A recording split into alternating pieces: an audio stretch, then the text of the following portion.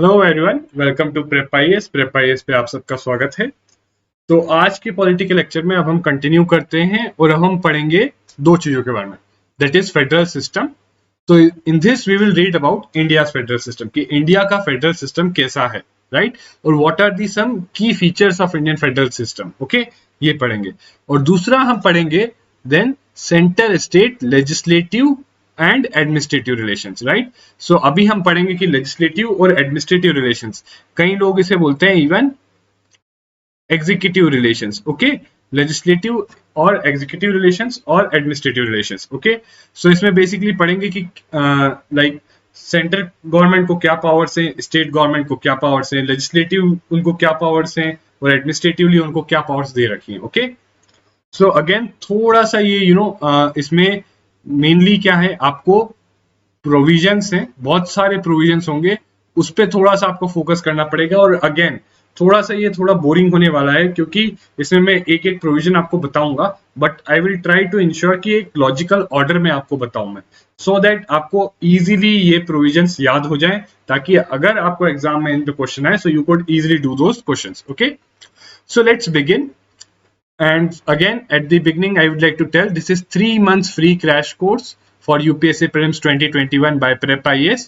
Okay, it will start from 17th March से 20th June तक चलेगा and will be a comprehensive course, right? इसमें static portion और dynamic portion दोनों cover किया जाएगा। CSAT को भी कवर करेंगे, डाउट क्लियरिंग सेशंस होंगे हर संडे को, और 5 high quality full length mock test होंगे। ओके, सो बेसिकली हम बहुत ही कॉम्प्रिहेंसिवली इस कोर्स में आपका जो भी सिलेबस है वो कवर करेंगे। ओके, बस आपको क्या करना है, आपको थोड़ा अपनी तरफ से रिवाइज करना है और अपना सेल्फ स्टडी करते रहना है। ओके, और डेली बस 2 घंटा देना है यहाँ पर, जिसमें आपका काफी कॉम्प्रिहेंसिवली आपका प्रीलिम्स का सिलेबस कवर हो जाएगा। Okay, so let's begin. So पहली चीज तो you must know, I think अभी तक इतना पढ़ के तो आप समझ ही गए होंगे फेडरल सिस्टम क्या है। देखिए, एक रीजन ये भी है कि लक्ष्मीकांत बुक इतनी बल्कि क्यों है, क्योंकि उसमें काफी रिपीटेशन है, कई चीज जो शुरू में पढ़ाई वो बाद में फिर से पढ़ाई है। Okay, so this is also one of the reasons. So इसमें in this first you should know what is a federal system, clearly आपको पता होना चाहिए, there should be no doubt regarding this. Okay, so कोई भी system any कोई भी system है जहां powers is divided between national and regional government by the constitution, यानी जहां कॉन्स्टिट्यूशन ने 2 लेवल्स ऑफ गवर्नमेंट में, नेशनल और रीजनल में, क्लियरली पावर्स डिवाइड कर रखी है कि इस गवर्नमेंट की ये पावर्स हैं और नेशनल गवर्नमेंट की ये पावर्स हैं और रीजनल गवर्नमेंट की ये पावर्स हैं, where powers are divided. The key thing is that about federal system is that powers are divided between national and regional government by the constitution itself. Okay, and also ये जो दोनों हैं national and regional government, they are independent in their domain. Independent in the sense मतलब उनको constitution ने उनका domain दे दिया है पावर्स डिवाइड करके, अब वो उस डोमेन में अपने हिसाब से वो पावर्स एक्सरसाइज कर सकते हैं। ओके, सो ये आप देख सकते हैं इधर फेडरल फीचर्स और unitary features. Most of these features are in Indian constitution, ये सारे फीचर्स इंडियन कॉन्स्टिट्यूशन में है। Okay, so all these are the features, federal features which are there in the Indian Constitution. जैसे dual government कैसे है, आपके पास government of India है, GOI government of India, और फिर स्टेट गवर्नमेंट है, राइट, या यहाँ पर बोलते हैं हम इसे सेंट्रल गवर्नमेंट और state government. So dual government, 2 levels of government है।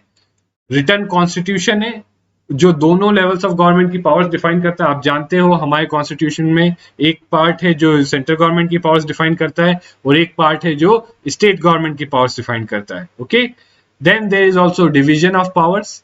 क्लियरली आप जानते हो सेवेंथ शेड्यूल है इंडियन कॉन्स्टिट्यूशन में, और अभी आगे हम आगे भी देखेंगे, यही कवर करेंगे हम डिवीजन कि कैसे लेजिस्लेटिव पावर्स डिवाइडेड है कॉन्स्टिट्यूशन में सेंटर और स्टेट गवर्नमेंट के बीच में, कैसे एग्जीक्यूटिव पावर्स डिवाइडेड है सेंटर और स्टेट के बीच में, और कैसे फाइनेंशियल पावर्स डिवाइडेड है। ओके, सो 7th शेड्यूल में you all know there is division of powers. 3 list हैं, स्टेट लिस्ट, यूनियन लिस्ट और कॉन्करेंट लिस्ट। ओके, और उन तीनों लिस्ट में पावर्स डिवाइडेड है, आगे जाके हम डिटेल में देखेंगे कैसे डिवाइड कर रखी है। Supremacy of constitution, so basically India में you know that constitution is supreme. Okay, कि कॉन्स्टिट्यूशन लाइक कॉन्स्टिट्यूशन से ऊपर कुछ नहीं, ओके। ना सेंट्रल गवर्नमेंट, ना नेशनल गवर्नमेंट कॉन्स्टिट्यूशन से ऊपर है, ना रीजनल गवर्नमेंट कॉन्स्टिट्यूशन से ऊपर है, ओके। जो भी है कॉन्स्टिट्यूशन इज सुप्रीम, और कॉन्स्टिट्यूशन से ही जो है नेशनल गवर्नमेंट को भी पावर मिलती है और रीजनल गवर्नमेंट को भी पावर मिलती है, यानी सेंट्रल गवर्नमेंट को, सेंटर को, पार्लियामेंट को सिर्फ कॉन्स्टिट्यूशन से ही पावर मिलती है। इसी तरीके से स्टेट लेजिस्लेटिव असेंबलीज को और जो स्टेट गवर्नमेंट्स हैं उनको भी कॉन्स्टिट्यूशन से पावर मिलती है, okay. Constitution is rigid, you all no हमारा कॉन्स्टिट्यूशन कुछ एस्पेक्ट्स में रिजिड है। जब फेडरल प्रोविजंस की बात आती है, when there is talk of when there is talk of federal provisions, when we talk about amending the federal provisions, at that time you all know making a constitutional amendment is very tough. Why? क्योंकि at that time you not only need special majority, जैसे हमने पढ़ा था special majority के साथ और क्या चाहिए, along with special majority you need ratification by 50% of states, okay. Rectification by 50% of states, ये दोनों चीजें चाहिए to amend a federal provision. जैसे एक एग्जांपल अगर आप इसका लोगे, 101st constitutional amendment, this was for introducing GST. अगर आप देखोगे इसकी हिस्ट्री, तो जीएसटी कम से कम काफी सालों से बोला जा रहा था कि there is a need for GST, okay. For lot of years there was need for GST, but इतने समय तक जीएसटी क्यों नहीं आ पाया? क्योंकि इसके लिए कॉन्स्टिट्यूशनल अमेंडमेंट चाहिए था, जिससे स्टेट से कुछ फाइनेंशियल पावर्स लेके सेंटर को दी जाए और सेंटर की कुछ फाइनेंशियल पावर्स स्टेट को दी जाए। बट इसीलिए ये कॉन्स्टिट्यूशनल अमेंडमेंट करना बड़ा मुश्किल था, क्योंकि इट रिक्वायर्ड कि सब में कंसेंसस हो, और एटलीस्ट जब कॉन्स्टिट्यूशनल अमेंडमेंट पास हो तो एटलीस्ट 50% ऑफ जो स्टेट्स हैं वो उसको रेटिफाई करें, right. So now I hope you know कि कैसे हमारा कॉन्स्टिट्यूशन रिजिड है। जब फेडरल प्रोविजंस की बात आती है तो our constitution is rigid. Bicameral legislature आप सब जानते हैं, हमारे पास राज्यसभा और लोकसभा है। Lok Sabha is house of the people and Rajya Sabha is house of the states, जहां स्टेट्स को रिप्रेजेंटेशन मिलता है, okay. And independent judiciary, so yes, हमारी judiciary is independent, it is independent of the center or independent of the executive, so that is again, and in fact being independent, ये judiciary deals with the disputes between center and state। देखिए, दो levels of government है, दोनों में disputes हो सकते हैं, तो इनके disputes को कौन resolve करेगा? It will be dealt by judiciary। so अगर ये if we want कि judiciary should be unbiased, so we need to ensure that judiciary is independent, okay।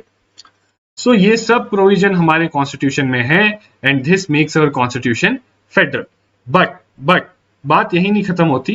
देखिए, फेडरल के करस्पॉन्डिंग यूनिटरी प्रोविजंस आप यहां पर देख सकते हो। डुअल की जगह सिंगल गवर्नमेंट, रिटन की जगह कॉन्स्टिट्यूशन कैन बी रिटन और अनरिटन।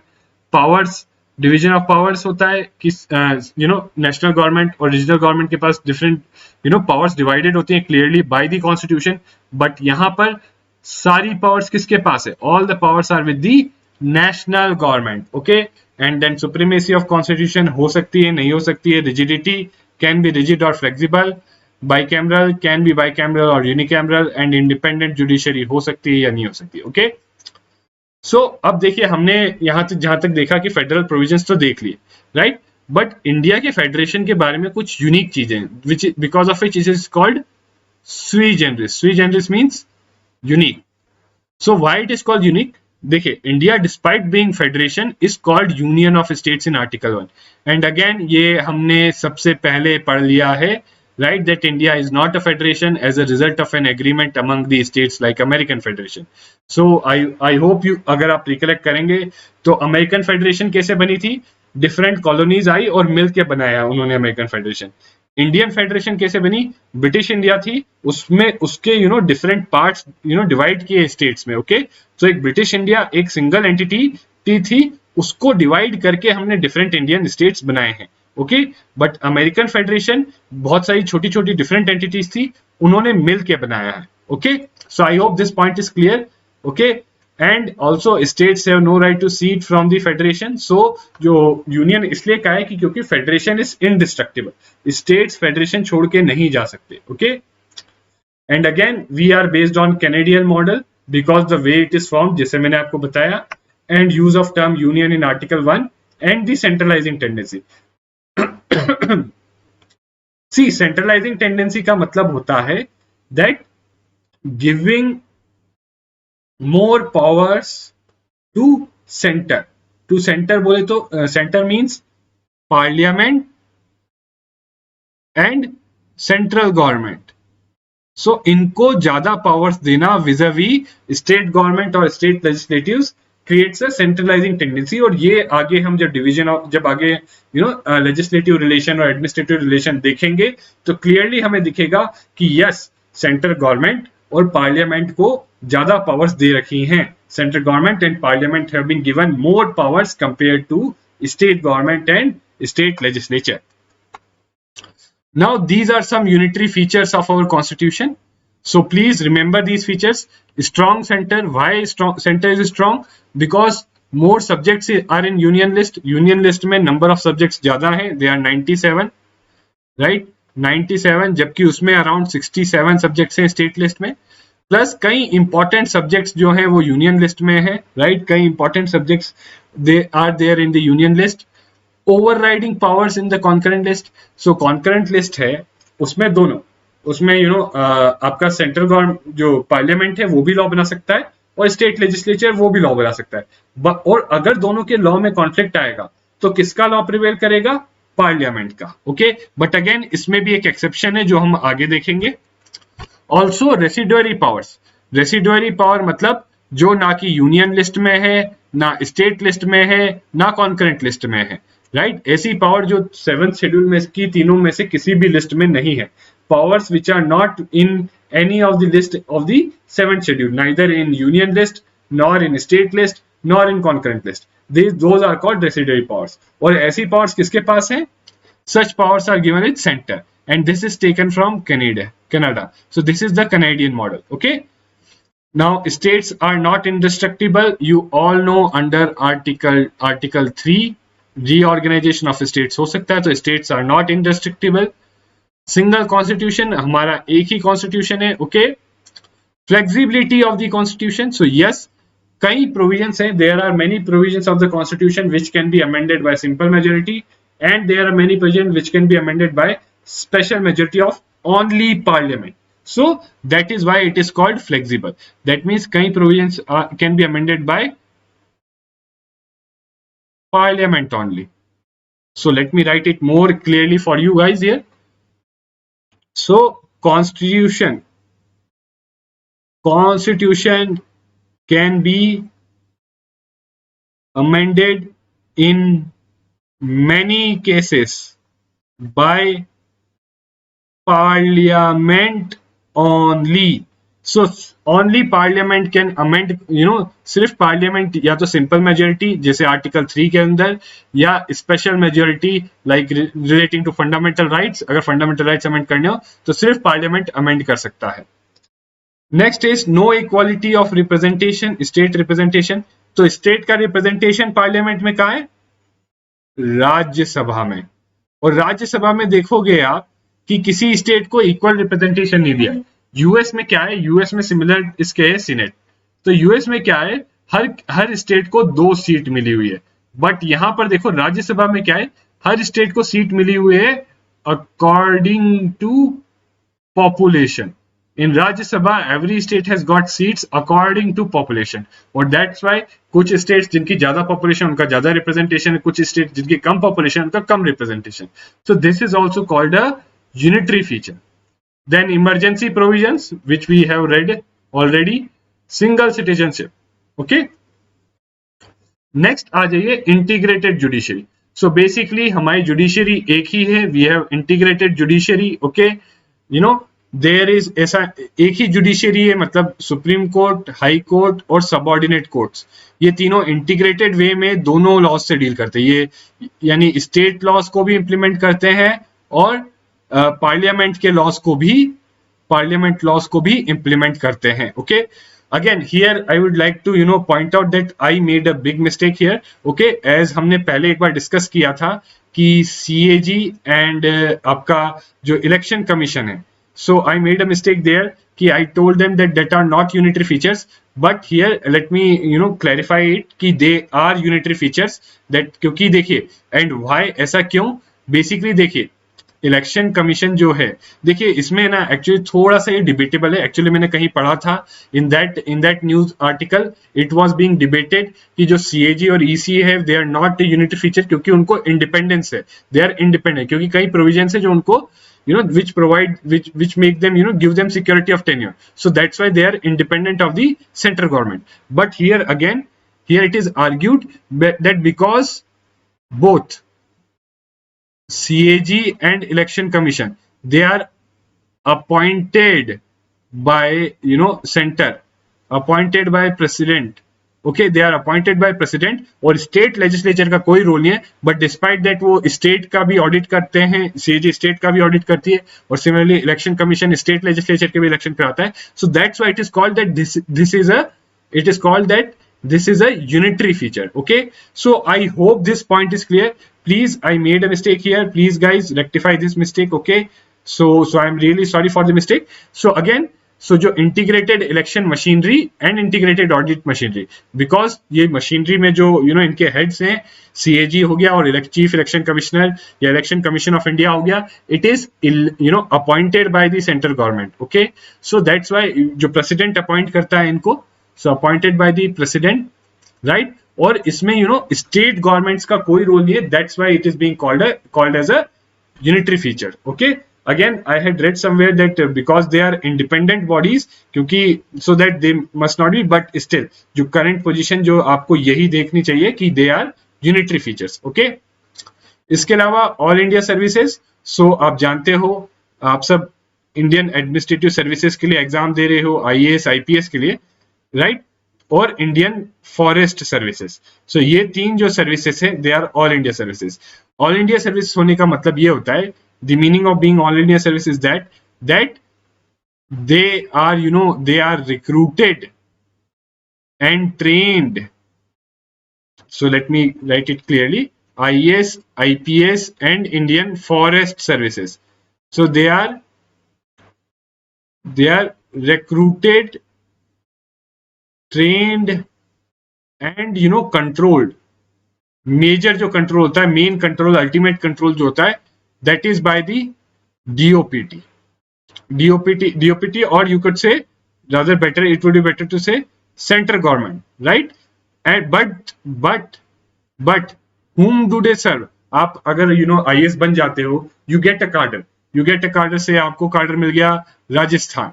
सो आप राजस्थान की जहां वो पोस्ट होगी वो राजस्थान स्टेट गवर्नमेंट को सर्व करोगे, राजस्थान स्टेट गवर्नमेंट को सर्व करोगे आप. Okay, so see here this is a unitary feature कि लाइक जो आईएएस है they occupy the top post in the state government, but they are controlled by, they are recruited, trained and controlled by the central government. Okay, although ऐसा नहीं है कि state government का बिल्कुल control नहीं है, थोड़ा बहुत कंट्रोल है स्टेट गवर्नमेंट का, बट अल्टीमेट कंट्रोल किनके पास है, that is with the central government. So I hope this point is clear.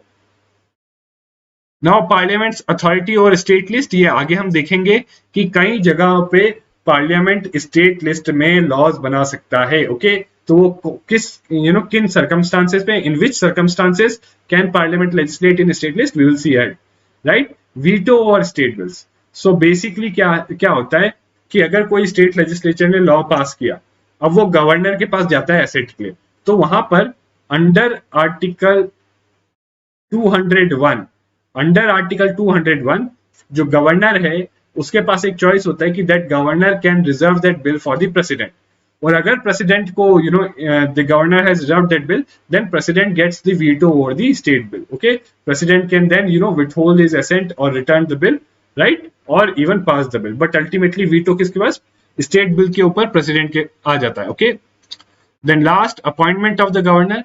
So obviously governor is the, now आगे हम पढ़ेंगे, you would read that governor is nominal head of state government, but along with this he is also representative of center at state or a link between center and state.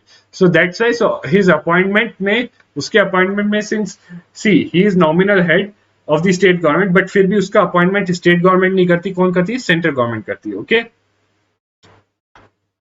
So these were the unitary features. Now let's move on to the important part, that is the legislative relations. The legislative relations between center and state. मतलब legislative powers कैसे divided है. So it is given in Article 245 to 255 in the Part 11. Okay. And the territorial extent of center and state legislation अब हम देखते हैं. मतलब territorial extent मतलब कि सेंटर का बनाया हुआ, sorry parliament, the law made by the parliament कहां तक अप्लाई करेगा in terms of territory, in what territory it will apply, and then law made by state legislature कहां अप्लाई करेगा. और देखिए ये सब पढ़ने की जरूरत नहीं है, कॉमन सेंस अपनाइए. तो सेंटर अगर अगर जो आपका पार्लियामेंट लॉ बनाता है तो it is applicable all over India. In fact अगर कोई एक्स्ट्रा टेरिटोरियल लेजिस्लेशन, मतलब to any law to be made outside India, India के बाहर के लिए कुछ लॉ बनाना हो या एक्स्ट्रा टेरिटोरियल लेजिस्लेशन, ये सिर्फ पार्लियामेंट के पास पावर है. सो एक्स्ट्रा टेरिटोरियल लेजिस्लेशन भी सिर्फ और सिर्फ पार्लियामेंट के पास ये पावर है. Only parliament has got the power to make an extra territorial legislation, state government can not. So plus ये जो है कुछ लिमिटेशंस है, कुछ लिमिटेशंस है पार्लियामेंट की इस power, power to make laws for whole territory of India, उसमें कुछ लिमिटेशंस है. क्या है? For union territories. कौन सी union territories? Andaman and Nicobar, Lakshadweep हो गया आपका, Dadar and Nagar Haveli and Daman and Diu, आपका Dadar and Nagar Haveli and Daman and Diu. Now it is only one union territory. तो इन यूनियन टेरिटरीज के लिए प्रेसिडेंट के पास पावर होती है कि he could make regulations for piece, progress and good governance. तो यहां पर पार्लियामेंट नहीं बना सकता लॉस. ओके, सो ये एक लिमिटेशन है. दूसरी, फिफ्थ शेड्यूल्ड एरियाज में गवर्नर के पास पावर होती है कि वो जो पार्लियामेंट के लॉज हैं वो फिफ्थ शेड्यूल में या तो अप्लाई ना करे या किसी मॉडिफिकेशन के साथ अप्लाई करें. Okay, so in the fifth schedule area governor has the power to limit the application of the laws of the parliament. Okay, or ensure that those laws apply with some modification. Okay, और sixth schedule areas में again जो parliament की powers हैं to make laws for all of the India, all the territory of India, उस पे limitation है. For Assam, governor can limit the law made by the parliament to apply to Assam for to the six schedule areas of the Assam, and president can limit the application of the laws made by the parliament to the six scheduled areas of Meghalaya, Tripura and Mizoram. मतलब देखिए basically ये क्या है, basically हम ये बोल रहे हैं कि for all the territory, India की सारी टेरिटरी के लिए, और I hope you understand the expression जब हम बोल रहे हैं territory of India. Okay, so for all the territory of India parliament can make a law, but कुछ लिमिटेशंस है, but there are some limitations. Those limitations are कि UTs के case में, जो यूटीज मैंने आपको बताया, अंडमान निकोबार, लक्षद्वीप, दमन दीव एंड दादर एंड नागर हवेली, उसके केस में प्रेसिडेंट के पास पावर है कि he could make regulations for piece, progress and good governance. वैसे ही फिफ्थ शेड्यूल एरियाज में गवर्नर के पास पावर ये है कि कोई पार्लियामेंट का लॉ है तो वो फिफ्थ शेड्यूल्ड एरिया में either it does not apply, और अगर वो अप्लाई करता है तो it applies with some modification. Similarly sixth scheduled areas है, आगे हम फिफ्थ और सिक्स शेड्यूल भी पढ़ेंगे. तो जो सिक्स शेड्यूल्ड एरियाज है वहां पर असम के केस में गवर्नर के पास पावर है कि वहां के जो लॉज है पार्लियामेंट के, वहां कुछ लिमिटेशंस या मॉडिफिकेशंस के साथ अप्लाई करे या अप्लाई ही ना करे. सिमिलर पावर प्रेसिडेंट के पास है for Meghalaya, Tripura and Mizoram for sixth scheduled areas. Okay, so I hope आपको ये लिमिटेशंस क्लियर होगी. ओके, ऑल्सो स्टेट लेजिस्लेचर की तो आप समझ गए होंगे कि फॉर ओनली स्टेट और any part of the state legislature can make a law. तो ये तो हमने टेरिटोरियल एक्सटेंट देख लिया. अब हम देखते हैं डिस्ट्रीब्यूशन ऑफ लेजिस्लेटिव सब्जेक्ट्स, मतलब कि पार्लियामेंट और स्टेट लेजिस्लेचर कौन किस चीज पे लॉज बना सकता है. तो ये डिस्ट्रीब्यूशन दिया हुआ है सेवेंथ शेड्यूल में, जिसमें तीन लिस्ट है, यूनियन, स्टेट और कॉन्करेंट. यूनियन लिस्ट में कौन लॉ बना सकता है? यूनियन लिस्ट में सिर्फ पार्लियामेंट लॉ बना सकती है. ओके, एंड यूनियन लिस्ट में कैसे सब्जेक्ट्स हैं? ऐसे सब्जेक्ट्स हैं which are of national importance, जिनके लिए यूनिफॉर्मिटी की जरूरत है. Okay, throughout the India. तो ऐसे सब्जेक्ट्स क्या है यूनियन लिस्ट में, राइट. स्टेट, अब स्टेट लिस्ट में लॉस कौन बना सकता है? State legislature. ओके, और इसमें जो लोकल इंपॉर्टेंस के सब्जेक्ट्स हैं वो हैं. और कॉन्करेंट, सो कॉन्करेंट लिस्ट में ऐसे सब्जेक्ट्स हैं जिन पे दोनों लॉज बना सकते हैं, यूनियन गवर्नमेंट और स्टेट गवर्नमेंट. और इसमें ऐसे सब्जेक्ट्स हैं जिसमें उसमें लाइक कुछ यूनिफॉर्मिटी चाहिए बट साथ ही साथ कुछ फ्लेक्सिबिलिटी भी डिजायरेबल है. तो ऐसे जो सब्जेक्ट्स हैं those are in concurrent list. अब देखिए हमने कहा we said that in concurrent list both parliament और state legislature both can make a law. So if both can make a law so there is a possibility of conflict. अगर concurrent list में parliament और state legislature दोनों law बना सकते हैं then there is a possibility कि दोनों कुछ लॉ बनाए एक ही चीज पे और उसमें कॉन्फ्लिक्ट हो. सो उस कॉन्फ्लिक्ट के केस में in case of that conflict, you know, parliament का जो लॉ है it will prevail. It will prevail. Parliament का लॉ है it will override state law and prevail. But अगर स्टेट लेजिस्लेचर का कोई बिल है उसी मैटर पे and it is reserve for president's assent, in that case state law will prevail. Okay. और residuary powers मतलब वो पावर जो ना इसमें है ना इसमें है ना इसमें है, वो किसके पास है? पार्लियामेंट के पास. एक और चीज जो आपको which I think it is very important, okay, कुछ न्यू एडिशन है. 101st कॉन्स्टिट्यूशनल अमेंडमेंट एक्ट 2016 ने हाईलाइट किया था कि for GST both centre GST के लिए for GST both centre and state can make a law and state can center and state मतलब parliament and state legislature can make a law. Here I should write parliament. Okay, parliament and state legislature both can make a law with respect to GST.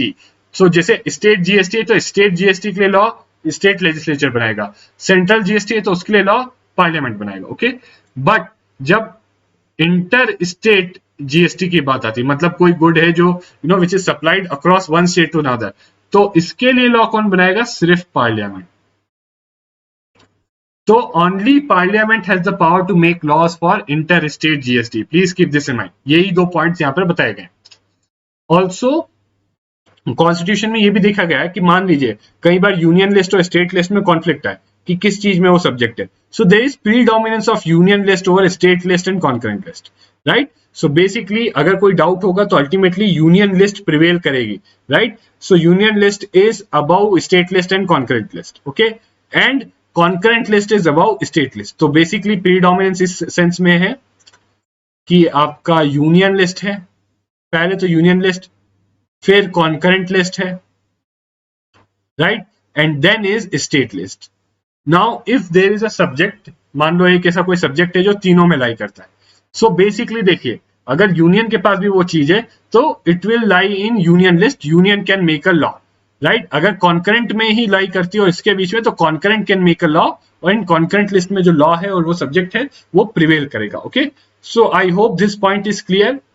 Again अगर आपको कोई भी doubt हो please remember always आपको doubt form की facility है, तो please कोई भी डाउट हो तो आप डाउट फॉर्म में भरिए. But please remember this thing that is predominance of union list over state list and concurrent list over state list. Okay, now we see, just a second, now we see that हमने देख लिया कि जो है state legislature और parliament के बीच में पावर्स, लेजिस्लेटिव पावर्स डिवाइड कर दी कि पार्लियामेंट इन चीजों पे लॉ बना सकता है और स्टेट लेजिस्लेचर इन चीजों पे लॉ बना सकता है. Just a second, let me get a glass of water. So till now we have seen ki there is a division of power between the parliament and state legislature. Constitution has clearly mentioned ki in which things parliament can make a law and in which things state legislature can make a law. ठीक है, तो अभी तक constitution में हमने देख लिया कि कैसे स्टेट लेजिस्लेचर किन चीजों पे लॉ बना सकता है और पार्लियामेंट किन चीजों पे लॉ बना सकता है. अब क्या देखेंगे हम? अब बेसिकली कुछ एक्सेप्शंस है. वो जो जनरल पूरा डिवीजन था there are some exceptions to that. अब हम वो एक्सेप्शंस देखेंगे. तो पहला एक्सेप्शन ये है कि पार्लियामेंट के पास पावर है, parliament has been empowered to make laws in state list. Okay, so parliament को कॉन्स्टिट्यूशन ने ही पावर्स दिए that it could make a law in state list. Okay, so ये पावर्स क्यों दी गई? Under certain circumstances. कुछ सर्कमस्टांसेस है उसके अंडर ये पावर दी गई. वो सर्कमस्टांसेस क्या है कि राज्यसभा अगर कोई रिजोल्यूशन पास करता है, if Rajya Sabha passes a resolution, right, that to with अगर ये रिजोल्यूशन कैसे पास करना होगा? With 2/3 of the member present and voting, यानी majority of 2/3 of member present and voting. Okay, और उस रिजोल्यूशन में राज्यसभा बोले, Rajya Sabha highlights in that resolution that it is in national interest that that parliament should be allowed to legislate in on this matter of the state list. Okay, so in that case parliament को power मिल जाती है to legislate in state list. Okay, और ये जो resolution है ये 1 साल के लिए फोर्स में रहता है, और जो लॉ बनाया है इस रिजोल्यूशन के under it expires 6 months after the resolution. मतलब जैसे ही रिजोल्यूशन खत्म होता है उसके 6 महीने बाद जो भी लॉ इसके इस रिजोल्यूशन के अंडर बनाए गए हैं दे एक्सपायर. और एक और इंपॉर्टेंट एस्पेक्ट इसका है, अगर ये रिजोल्यूशन पास हुआ है कि मान लीजिए किसी स्टेट लिस्ट में कोई सब्जेक्ट है उस पर एक रिजोल्यूशन पास किया कि नेशनल इंटरेस्ट में कि इस पे पार्लियामेंट को अलाउ किया जाए लॉ बनाना. ओके, और लॉ बनाए तो इसका मतलब ये नहीं है कि उस पे स्टेट लेजिस्लेचर लॉ नहीं बना सकता. So it does not restrict the power of the state legislature. मतलब उस मैटर पे स्टेट लेजिस्लेचर भी लॉ बना सकता है. बट हाँ, अगर if there is a conflict between law of state legislature and parliament on the matter in the resolution, then जो है पार्लियामेंट का लॉ प्रिवेल करेगा. Okay, so I hope this is clear कि when Rajya Sabha passes a resolution, then it could empower the parliament to make a law in the state list. Okay, then states can make a request. So 2 or more states, if they pass a resolution, see please remember this, 2 or more, at least 2 states होने चाहिए, and they should pass a resolution, right? And ये resolution since यहाँ कोई भी majority mention नहीं है तो it is simple, it is considered to be a simple majority. So they should pass a resolution by a simple majority and they should request the parliament कि please make a law on this subject. और जब ऐसे वो करते हैं तो basically वो subject पे लॉ बनाने की पावर, वो अपनी पावर है ना, जो उनकी पावर है उस स्टेट लिस्ट में उस सब्जेक्ट पे लॉ बनाने की, वो पार्लियामेंट को दे देते हैं. And in this case they lose the power to legislate on that matter.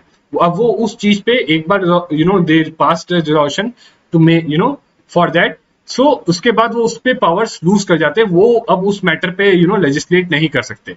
सो और प्लस हाँ, एक और चीज ये है कि इसमें जिन स्टेट्स ने रिजोल्यूशन पास किया है उन पे ही पार्लियामेंट का लॉ एप्लीकेबल होगा. प्लस वो जो लॉ है it could be amended and repealed only by parliament. Okay, ऐसा नहीं कि स्टेट लेजिस्लेचर रिपील कर सकता है. So I hope you understand this. When states make a request through a resolution, in that case states lose their power on that matter. Okay, next is to implement international agreements. Parliament के पास power है that it could legislate in state list. Okay, and next president rule और national emergency. हमने already देखा है अभी कि president rule में कैसे legislate कर सकता है और नेशनल इमरजेंसी में कैसे. नेशनल इमरजेंसी में बेसिकली कॉन्करेंटली करता है, तो नेशनल इमरजेंसी में जो स्टेट लेजिस्लेचर की पावर्स नहीं जाती, बट प्रेसिडेंट रूल में स्टेट लेजिस्लेचर की पावर्स चली जाती है. ओके, और इसमें एक बार जो लॉ बनाया है वो प्रेसिडेंट रूल खत्म होने के बाद भी चलता रहता है, हालांकि उसको but that law could be amended और repealed by the state legislature after the end of president rule. But national emergency में क्या है, दैट जो लॉ बनाया गया है by parliament on state list that ceases to operate 6 months after the end of national emergency. So ये हमने अभी रिसेंटली पढ़ा था. ओके, सो दैट्स व्हाई सी यही मैं बता रहा हूँ कि लक्ष्मीकांत में ऐसे बार बार सेम चीज दी हुई है. So that's why you have to be focused in Laxmikanth also. Okay, अगर लक्ष्मीकांत भी पढ़ रहे हो तो फोकस्ड होके पढ़ना है, सेम चीज बार बार पढ़ रहे हो तो उसको क्विकली पढ़ लो आप. ओके, सो यहाँ पे अब हमने पढ़ लिया कि in which situations can parliament legislate in state में, कि किस सिचुएशंस में पार्लियामेंट स्टेट लिस्ट में लेजिस्लेट कर सकता है. ओके, अब हम देखते हैं centre's control over state legislation. So अभी तक हमने देखा पार्लियामेंट का, अब हम सेंटर बोलते हैं तो मतलब centre government. Okay, so basically देखिए स्टेट लेजिस्लेचर है तो एक तो ऑलरेडी हमने देख लिया पार्लियामेंट का उसके ऊपर कंट्रोल है, राइट. साथ ही साथ ऐसी सेंटर गवर्नमेंट का भी कंट्रोल है उसके ऊपर. क्या कंट्रोल है हम देखते हैं. सो फर्स्ट ये जो मैंने आपको बताया था आर्टिकल 201 में, दैट कुछ बिल्स हो सकते हैं जो गवर्नर रिजर्व कर सकता है जो स्टेट लेजिस्लेशन में पार किए फॉर प्रेसिडेंट. ओके, सो ये एक पहले तरीके से कंट्रोल है on the powers on the state legislation. दूसरा, देयर आर सम मैटर्स, कुछ ऐसे मैटर्स हैं जो स्टेट लिस्ट में है जिन पे अगर स्टेट लेजिस्लेचर में बिल पास इंट्रोड्यूस करना होगा तो इंट्रोड्यूस करने से पहले प्रेसिडेंट का सैंक्शन चाहिए होगा, राइट. ये ऐसे बिल कौन से हैं जो फॉर एग्जांपल एक एग्जांपल में दूं, ऐसा मैटर कौन सा है, ऐसा मैटर है inter state trade and commerce, interstate trade and commerce. Okay, so interstate trade and commerce की अगर बात आती है, सो इन दैट केस जो है आपका कोई भी बिल अगर स्टेट लिस्ट में कोई भी बिल जो है इंटरस्टेट ट्रेड एंड कॉमर्स को रिस्ट्रिक्ट करने के लिए लाया जाएगा, तो उसके लिए पहले प्रीवियस सेक्शन होनी चाहिए प्रेसिडेंट की। ओके, सो देखिए यहाँ भी प्रेसिडेंट को कंट्रोल दिया, यहाँ भी प्रेसिडेंट को। एंड अगेन जब यहाँ प्रेसिडेंट बोलते हैं तो आगे आप पढ़ोगे, जब हम प्रेसिडेंट बोलते हैं इट मीन्स बेसिकली गवर्नमेंट ही, क्योंकि प्रेसिडेंट को ज्यादातर he has to most of the time he has to act on the aid and advice of council of ministers headed by the prime minister. Next is that center can direct states to reserve money bills and other financial bills during for president's consideration during financial emergency. ये तो आपने financial emergency का regarding पढ़ा ही था.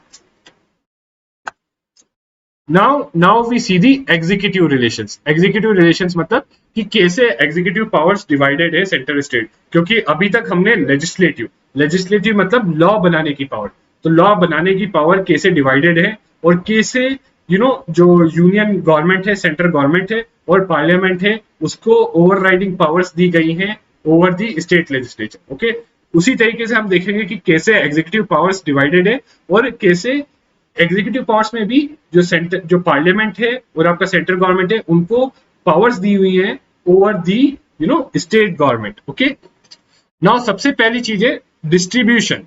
सो कैसे distributed है executive powers? जो distribution है एग्जीक्यूटिव पावर्स का, it is on the lines of distribution of legislative powers. मतलब जिस तरीके से हमने देखा कि लेजिस्लेटिव पावर्स डिवाइडेड है, राइट, जो हमने अभी देखा कि कैसे लेजिस्लेटिव पावर्स डिवाइडेड है, राइट, इन हियर यहां पे हमने देखा ना कि कैसे यही पैटर्न पे similar to this pattern is distribution of executive power.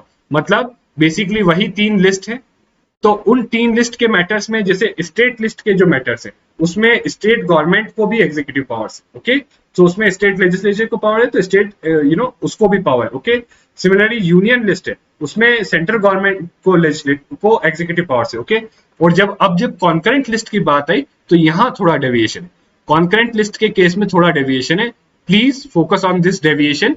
जो एग्जीक्यूटिव पावर है it rest with the states, right, और वहां लेजिस्लेटिव पावर क्या थी कॉन्करेंट लिस्ट में लेजिस्लेटिव पावर क्या दोनों के पास थी, राइट। यहां भी जो कॉन्करेंट लिस्ट में पावर है दोनों के पास है, बट यहां पर सॉरी दोनों के पास नहीं, मेनली स्टेट्स के पास है, except when a constitutional provision और parliamentary law specifically confers it on centre, right. So आप समझ गए, वहां कॉन्करेंट लिस्ट में जो पावर्स थी it was given to both, but यहां पर जो पावर्स हैं it is only with the states. Okay, sorry for the disruption, actually there was some error with voice, कुछ बीच में वॉइस चली गई थी, so I was rectifying it. So yes, so अब हम देख रहे थे basically the distribution of executive powers या एग्जीक्यूटिव रिलेशंस। सो जब हम रिलेशंस मतलब देखिए हमने ऑलरेडी लेजिस्लेटिव पावर्स कैसे डिवाइडेड है वो देख ली, उसी पैटर्न पे सेम पैटर्न पे आपकी एग्जीक्यूटिव पावर्स डिवाइडेड है। ओके, और आप मतलब आप समझ गए कि यूनियन लिस्ट में जो सारे सब्जेक्ट्स हैं उस पे सेंट्रल गवर्नमेंट की पावर होती है और जो स्टेट लिस्ट में सारे सब्जेक्ट्स हैं उस पे स्टेट गवर्नमेंट की पावर होती है। ओके, बट कॉन्करेंट लिस्ट, अब कॉन्करेंट लिस्ट में एक्सेप्शन है। तो कॉन्करेंट लिस्ट में क्या है बेसिकली, जो कॉन्करेंट लिस्ट में जो पावर्स हैं, जो अगर लेजिस्लेटिव पावर्स देखे जाए कॉन्करेंट लिस्ट में तो वो दोनों के पास साइमल्टेनियसली है, बट यहां पर क्या है एग्जीक्यूटिव पावर्स के केस में क्या है, बेसिकली जो एग्जीक्यूटिव पावर है वो रेस्ट करती है स्टेट गवर्नमेंट के साथ। सो this is different from the legislative relations. So concurrent list में लेजिस्लेटिव केस में क्या था कि जो आपकी जो पावर्स थी वो दोनों के पास थी, पार्लियामेंट के पास भी थी और स्टेट लेजिस्लेचर के पास भी थी, दोनों के पास कॉन्करेंटली थी, राइट। और अगर कॉन्फ्लिक्ट होता तो पार्लियामेंट की प्रिवेल करती, बट यहाँ पर स्पेसिफिकली कॉन्करेंट लिस्ट की पावर्स स्टेट गवर्नमेंट को दे रखी है। ओके, स्टेट्स को दे रखी है, बट एक एक्सेप्शन है, वो एक्सेप्शन क्या है कि व्हेन अ कॉन्स्टिट्यूशनल प्रोविजन और a parliamentary law specifically confers that power to the centre. अगर कोई कॉन्स्टिट्यूशनल प्रोविजन या कोई पार्लियामेंट्री लॉ है वो कॉन्करेंट लिस्ट में किसी सब्जेक्ट की पावर स्पेसिफिकली सेंट्रल गवर्नमेंट को देता है तो वो फिर सेंट्रल गवर्नमेंट के पास ही होगी। ओके, स्टेट गवर्नमेंट के पास नहीं होगी। सो आई होप आपको एक बेसिक जो कैसे डिवाइडेड है, आई होप आपको जो है बेसिक पावर्स कैसे डिवाइडेड है सेंट्रल गवर्नमेंट और स्टेट गवर्नमेंट के बीच में वो क्लियर है। ओके, नाउ अब हम मूव करते हैं कि restriction on the executive power of the states. अब देखिए, अब जो स्टेट गवर्नमेंट को हमने पावर्स दे दी, बट अब कुछ रिस्ट्रिक्शंस भी है। क्या रिस्ट्रिक्शंस हैं कि फर्स्ट ऑफ ऑल जो स्टेट गवर्नमेंट है वो जब अपनी एग्जीक्यूटिव पावर एक्सरसाइज करेंगे, when they would exercise their executive power, then they would have to comply with the laws made by the parliament. Okay, in that case they would have to comply with the laws made by the parliament and any existing law which apply in the state. Okay, तो ये एक restriction है। मतलब states जो है, state government जो है वो अपनी पावर ऐसे नहीं एक्सरसाइज कर सकती एग्जीक्यूटिव पावर कि वो पार्लियामेंट के लॉ को वायलेट करे, right. So I hope you get this point कि वन ऑफ द रिस्ट्रिक्शन, एक रिस्ट्रिक्शन जो स्टेट गवर्नमेंट की एग्जीक्यूटिव पावर पे वो ये है कि उनको अपनी जो एग्जीक्यूटिव पावर है वो ऐसे यूज करनी है that it should not violate parliamentary law और any law which is applying in that state. Okay, दूसरी रिस्ट्रिक्शन ये है that they should not impede or prejudice the executive power of the center in the state। मतलब जो central government है उसको executive powers कुछ दे रखी, तो स्टेट गवर्नमेंट जब अपनी एग्जीक्यूटिव पावर एक्सरसाइज करता है तो ऐसा नहीं होना चाहिए कि वो सेंट्रल गवर्नमेंट की एग्जीक्यूटिव पावर्स को इंपीड करे, उनको रोके या उनके अगेंस्ट जाए। Okay, so this is second restriction. So आप क्लियरली देख सकते हो, due to these restrictions we could say it is unitary. ये एक यूनिटरी फीचर है। Okay, next is centre can give directions to states for the about two restrictions. मतलब ये दो रिस्ट्रिक्शंस को इंश्योर करने के लिए जो सेंटर गवर्नमेंट है वो डायरेक्शंस दे सकता है state government. Okay, and if state governments fail to comply then it will lead to president rule. क्योंकि बेसिकली देखिए ये क्यों होता है, आपका आर्टिकल 365 में कहा गया है कि if in article 365 it is held that if state government fails to comply with directions of the central government then it will be constitute, मतलब उसको ऐसा constitute किया जाएगा कि it is failure of constitutional machinery। और if it is a failure of constitutional machinery then आप जानते हो constitutional machinery failure होने के केस में क्या लगता है, article 356। Okay, so I hope you get this point कि अगर इन रिस्ट्रिक्शंस को कंप्लाई नहीं किया स्टेट गवर्नमेंट ने तो क्या होगा, it will lead to president's rule, right. Now next is what are, अब इसके अलावा एक तो रिस्ट्रिक्शन देख ली, अब नेक्स्ट इज जो सेंट्रल गवर्नमेंट है उसको कॉन्स्टिट्यूशन एम्पावर करता है that it could give directions to the states. So the constitution empowers the central government to give directions to the states. Okay, what directions, that for what purpose, किस चीज के लिए directions दे सकता है central government state government को, for construction and maintenance of means of communication of national importance, for protection of railway lines within the state, for adequate facilities for instruction in mother tongue at primary stage of education for children belonging to linguistic and minority groups, and for drawing up and execution of specified scheme for welfare of scheduled tribes in the state। Okay, so in चीजों के लिए, for these things, for these four things center is empowered to give directions to the state government। Okay, so ये चार चीजों के लिए directions दे सकता है और इसके अलावा इन दो रिस्ट्रिक्शंस के लिए भी डायरेक्शंस दे सकता है। और अगर ये directions, if these directions, these two directions for these two or directions for these four are not complied by the states then article 365 force में आता है। और article 365 force में आता है मतलब कि there is failure of constitutional machinery, और then under article 356 we can, the central government can impose president's rule। so I hope this point is clear। Now ये तो हो गया कि कैसे सेंट्रल गवर्नमेंट को पावर्स दे रखी हैं over state government, but there is also provision for delegation. मतलब कि mutual delegation means state government अपने कुछ functions it could pass on to the central government with its consent। Similarly, central government can pass on some of its functions to state government with its consent। Okay, so with consent by president means president can with consent of state government pass on some functions of the union to the state government। Similarly, governor can with consent pass on some of the functions of state government to central government। I hope this point is clear, right। Next, without consent, अब बिना consent के सिर्फ parliament, देखिए यहाँ president और governor थे with consent, but without consent only parliament can impose or pass on the functions of state government to the centre. यानी without consent of the state government कुछ उस पर फंक्शंस इंपोज कर सकती है पार्लियामेंट, और उसके कुछ फंक्शंस लेके सेंट्रल गवर्नमेंट को दे सकती है, right. Next is cooperation between centre and states कि अब आप हमने देख लिया कि ये कुछ प्रोविजंस है how to ensure cooperation. Constitution ने कुछ प्रोविजंस बनाए to ensure cooperation between centre and states, क्योंकि पावर्स डिवाइडेड है तो डिस्प्यूट्स आएंगे तो उसको मिनिमाइज करने के लिए कोऑपरेशन की जरूरत है। तो कोऑपरेशन के लिए क्या है, there is provision for adjudication of inter state water dispute by law by parliament. Again ये चीज हम जब इंटर स्टेट रिलेशन, जो इसके नेक्स्ट पढ़ेंगे इंटर स्टेट रिलेशन, राइट, वहां पे कवर करेंगे। Similarly inter state council under article 263, it is there for cooperation between centre and states. ये भी हम डिटेल में आगे पढ़ेंगे कि इंटर स्टेट काउंसिल की कंपोजिशन क्या होती है, राइट, कौन कौन उसके मेंबर्स होते हैं, उसके फंक्शंस क्या हैं, okay. Next is full faith and credit clause. So basically कोई भी पब्लिक एक्ट, रिकॉर्ड या जुडिशियल प्रोसीडिंग हो सेंटर या स्टेट की, it is acceptable, it is given full faith and credit through out the India, okay. चाहे state government का हो या सेंट्रल गवर्नमेंट का, कोई भी पब्लिक एक्ट, रिकॉर्ड या जुडिशियल प्रोसीडिंग हो, it is giving full faith and credit, okay. Next is provision to create an authority for interstate freedom of trade and commerce and intercourse by parliament. So parliament interstate trade and commerce and intercourse के लिए एक authority बना सकती है, right. So again this will help in bringing in cooperation between centre and states. Then आपकी all India services है। So basically they are trained, recruited and trained by the central government and then posted with the state government. वो state government में काम करती है, but कई बार देखा, you all know many times they then go on deputation to centre. मतलब basically जो ऑल इंडिया सर्विसेज के मेंबर्स होते हैं, जैसे जो आपके आईएएस होते हैं, they serve at both levels, they serve state government, they serve central government, they serve both the governments, right? So since they serve both the governments, it helps in bringing cooperation, okay? इसके अलावा public service commission के relating कुछ provisions हैं कि जो removal होता है state public service commission chairman और मेंबर्स का, वो प्रेसिडेंट करता है, अपॉइंटमेंट गवर्नर करता है। डोंट वरी, ये आगे हम जब कॉन्स्टिट्यूशनल बॉडीज पढ़ेंगे फिर से कवर करेंगे, ओके।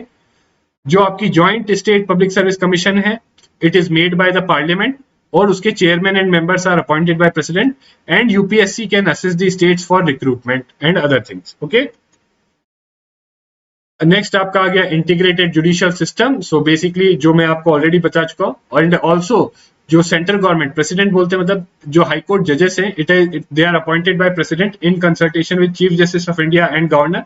अगेन देखिए आगे हम डिटेल में देखेंगे कि ये जो इन कंसल्टेशन विद सीजीआई है, इसका मतलब होता है कोलिजियम, और कैसे इसका मतलब कोलिजियम होता है वो हम डिटेल में आगे देखेंगे, right. And also parliament can establish a common high court for 2 और मोर स्टेट्स, ओके। सो ये कुछ प्रोविजंस है जो बस आपको ध्यान में रखने हैं, okay, which you have to keep in mind. And then under article 355 there are two duties on the centre, मतलब एग्जीक्यूटिव पावर में ड्यूटीज हैं दो सेंटर के ऊपर। There is duty to protect every state against external aggression and internal disturbance and to ensure that government of every state is carried out in accordance with the provisions of the constitution। तो ये तो duties हैं जो article 355 impose करता है centre को, ये चीजें, दो चीजें इंश्योर करनी है। इसके अलावा फिर एक्स्ट्रा कॉन्स्टिट्यूशनल डिवाइसेस हैं आपके पास, नीति आयोग हो गया, जोनल काउंसिल हो गया, एंड वेरियस कॉन्फ्रेंसेस जैसे चीफ मिनिस्टर्स कॉन्फ्रेंसेस हो गई, ये सब हो गई। So these are there for, again, for the purpose of cooperation between central government and state government, okay। so this is it basically। so हमने अब जो सेंटर और स्टेट का लेजिस्लेटिव और एग्जीक्यूटिव रिलेशंस भी कवर कर लिए हैं, ओके।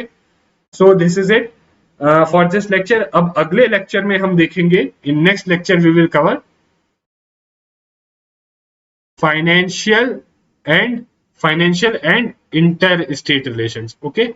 सो अगेन देखिए, आई नो थोड़ा बोरिंग है ये, क्योंकि इसमें सिर्फ प्रोविजन ही पढ़ना है, but still I would again request you guys, previous year questions practice करिए, प्रैक्टिस क्वेश्चंस करिए एंड रिवाइज करिए, प्लीज डू दिस। ये सारे आपको इंपॉर्टेंट पॉइंट्स यहाँ पर मैंने मेंशन कर रखे हैं, आप इसके थ्रू जाइए। लक्ष्मीकांत आपके लिए काफी बल्कि होगी, but if you have more time तो आप लक्ष्मीकांत के थ्रू भी जा सकते हैं, बट कहीं ना कहीं मैंने यहाँ पर आपको जो क्रक्स है उस चीज का, इन चैप्टर्स का, वो निकाल के दे रखा है, ओके।